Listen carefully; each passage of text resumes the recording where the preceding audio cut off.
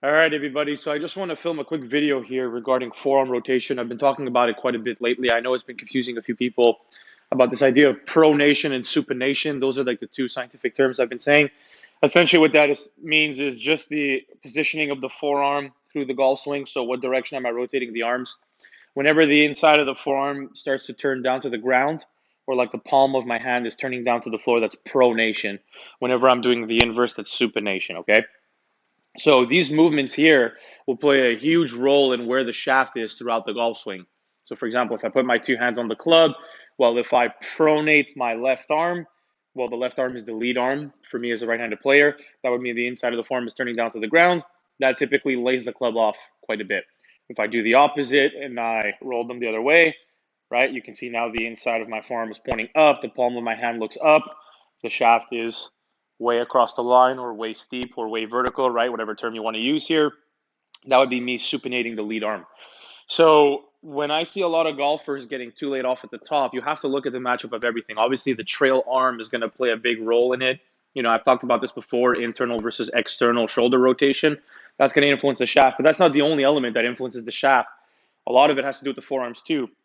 So, for example, with my last student, what I was seeing was, as he's going up to the top, he has a tendency of creating too much of that forearm rotation. But he doesn't just necessarily do it early. I know a lot of golfers think of forearm roll right away as like this early element of going inside. It's not the only time golfers are rolling the forearms. In fact, they're rolling them in different directions throughout the golf swing.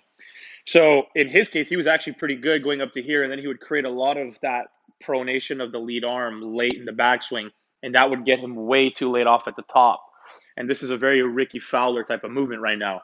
So when the shaft gets too laid off at the top and you're maxing out your range of motion on how much you can roll the forearms in this type of direction, well, you're likely to only do one thing on the way down, which is the inverse.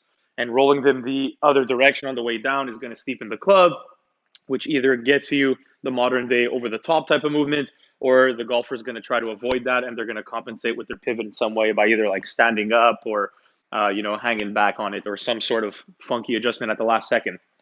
So in order for us to be able to correct this, well, the first thing I wanted to do was, especially for him, was to clarify the overall bigger picture of it. And I'm going to do the same with you guys. So the way I always explain form rotation is think of it like an elastic. You can only stretch an elastic band so far until you kind of peak the tension on it. And then at a certain point, if you let go on one of those sides, it's going to rebound the other way. Well, it's no different with the forearm rotation. So if you have too much pronation going to the top of the backswing, not only are you going to obviously get the shaft way too laid off at the top, which gives you absolutely no space to actually shallow the club after because it's already way too shallow, but you're peaking how much pronation you can get on this forearm to the top of the swing, meaning your likely reaction coming down is to rebound the other way with the forearm. Rebounding the other way creates a lot of supination to that lead forearm, which is going to want to steepen the club this way. So in a case like his, we basically just flipped the script on his shaft movement, meaning instead of having a ton of pronation going up and then he was going the other way coming down, which was steepening the club on him, we actually did the inverse to try to get the club a little more vertical at the top, so way less laid off, and to change the direction of his forearms so that he actually has space to then shallow the club.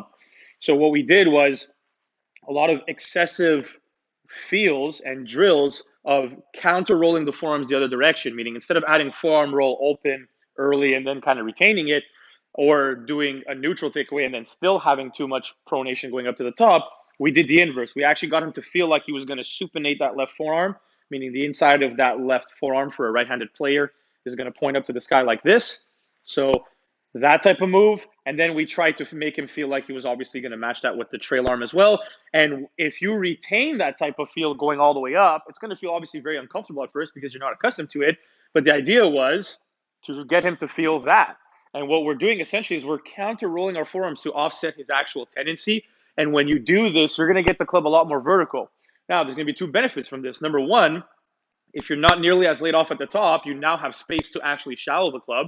When you're too laid off at the top, as soon as these hands come down, that club's going to steepen, and you can't really shallow it out more than being, peaked how shallow you can get here. And number two, not only that, but his forearms could actually help him now, meaning because he's not maxing out his range of motion on how much pronation he can get to this left arm. Well, if he flips the script on that, he then has space to change the forearm rotation in transition to get him to shallow the club more to the inside.